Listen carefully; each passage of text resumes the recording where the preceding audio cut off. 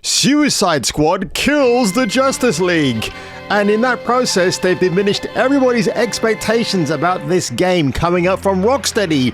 Rocksteady, the same game company who back in the late noughts convinced me to pick up a game called Batman Arkham Asylum, and I felt like Batman in that game. Kicking goons, just sneaking around from gargoyle to gargoyle. It's so awesome. What a great experience that was.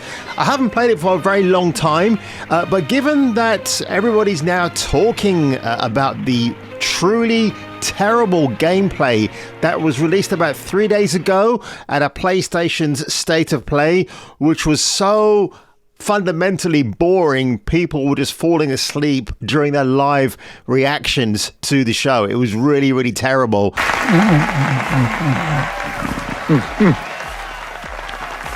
You thought I was asleep, didn't you? Acting. Good night.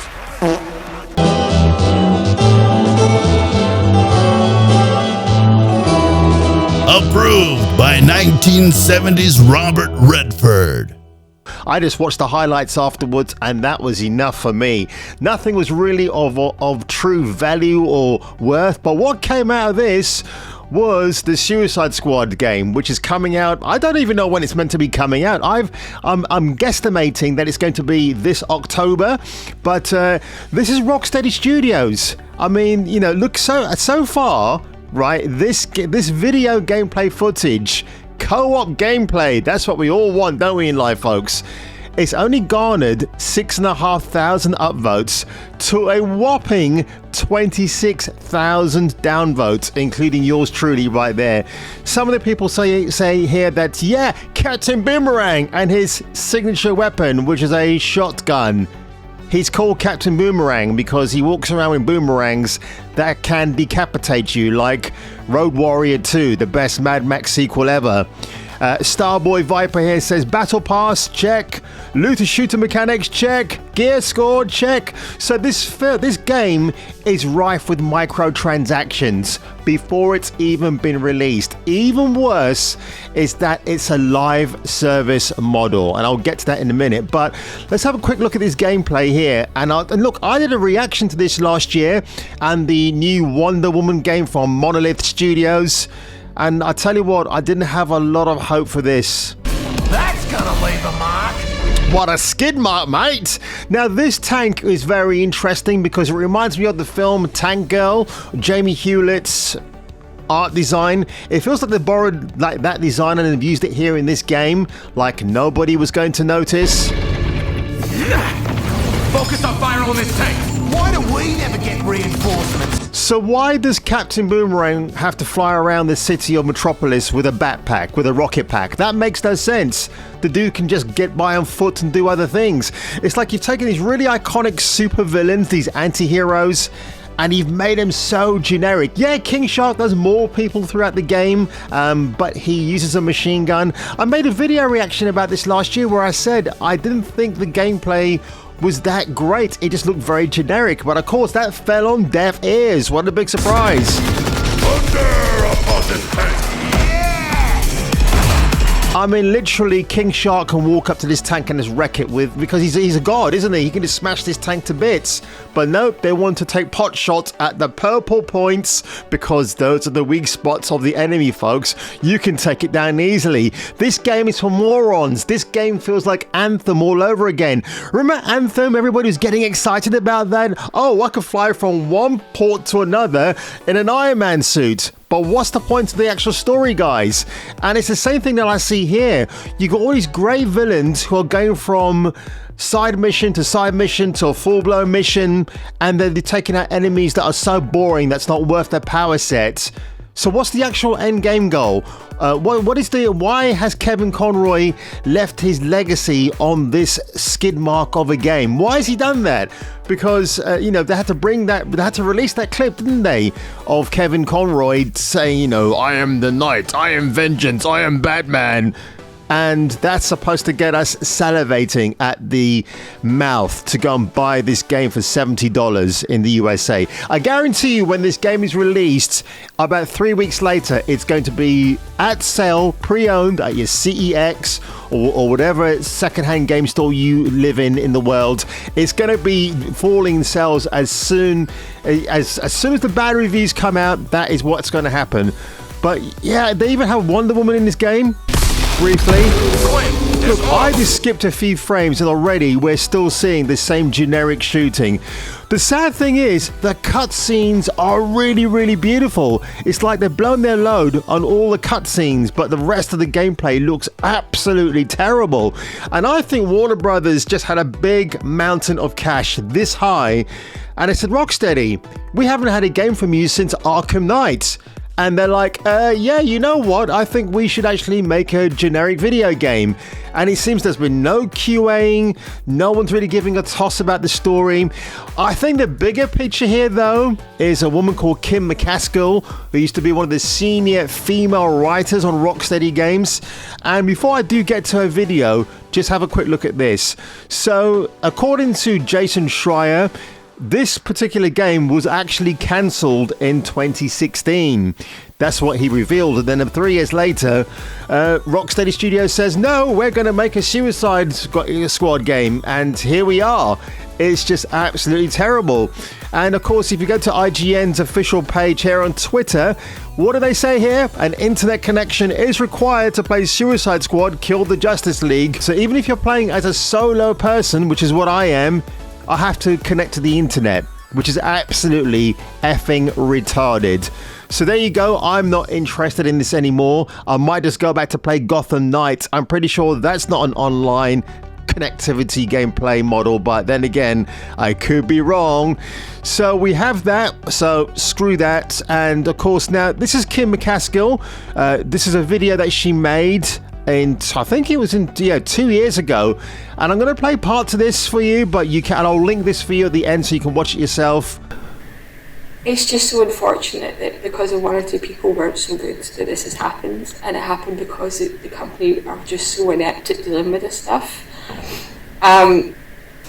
I started this letter because I was experiencing sex. So just to fill you in, Kim McCaskill was one of the senior female writers at Rocksteady. Rocksteady, according to her videos, made up of 300 employees. One of her female colleagues was experiencing harassment from very senior male colleagues, one of whom was a director. And apparently it got to the stage that if the woman he was harassing was taking a day off, or it's a day off for him as well. Do you know what I mean? Because she's not in his line of sights to harass her. The fact they took this complaint to HR at Rocksteady Games, who did absolutely nothing, who didn't want to launch an investigation, who actually advised Kim not to pursue the investigation, making me wonder, like, how corrupt do you have to be for it to get to the stage where someone like Kim had to leave the company, made this breakdown video. Literally, she's breaking down in the video, as you can see from my freeze frame.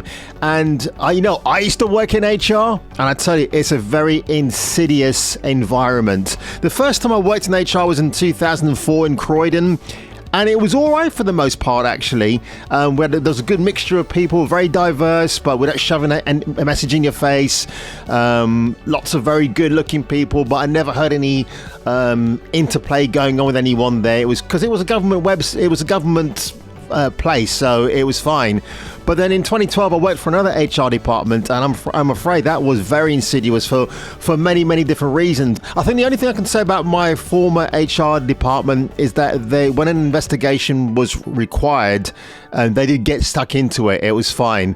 But I would say that when the investigations concerned male perpetrators, because a lot of my team were made up of females anyway, they couldn't wait to get stuck in. Do you know what I mean? Because for them, it's like, right, we're going to root out this evil male because women are incapable of being evil. But obviously, that's not all women. There are exceptions like Kim McCaskill here.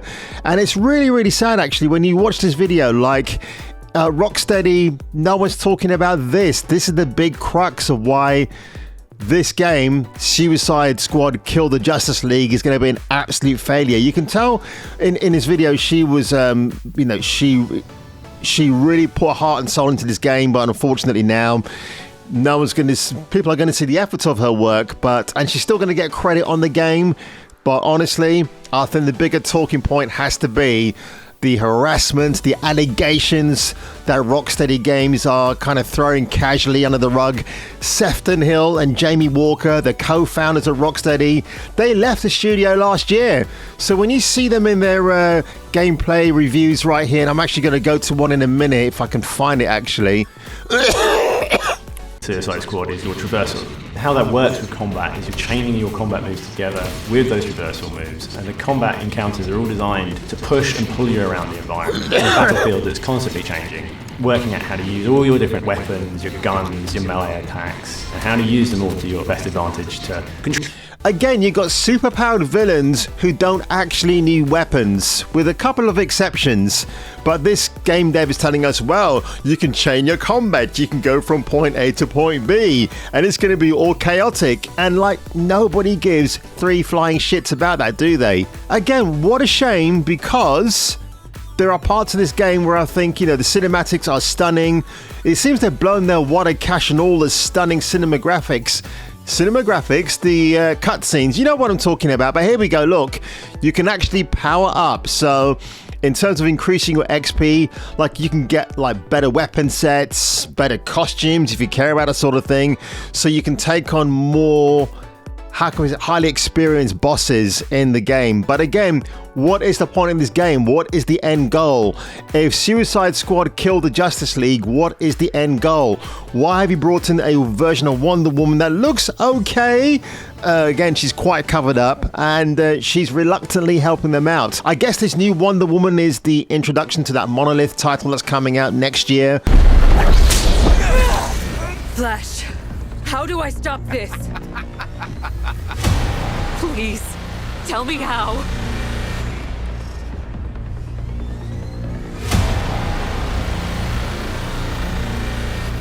You have to kill us, Diana.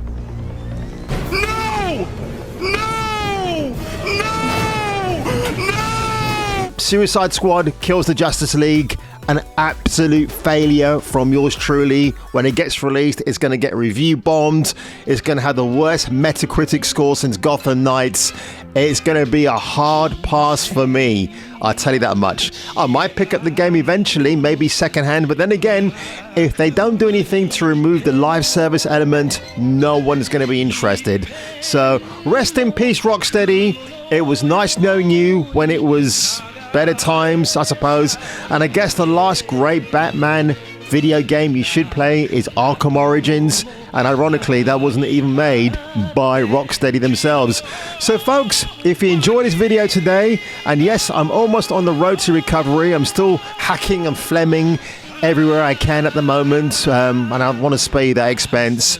Do leave a comment below, do leave a subscribe if you wish, and if I were you and if you were me, I'll see you on the next video. In the ass end of space, even aliens watch Jason King on Kung Fu Hot Dog.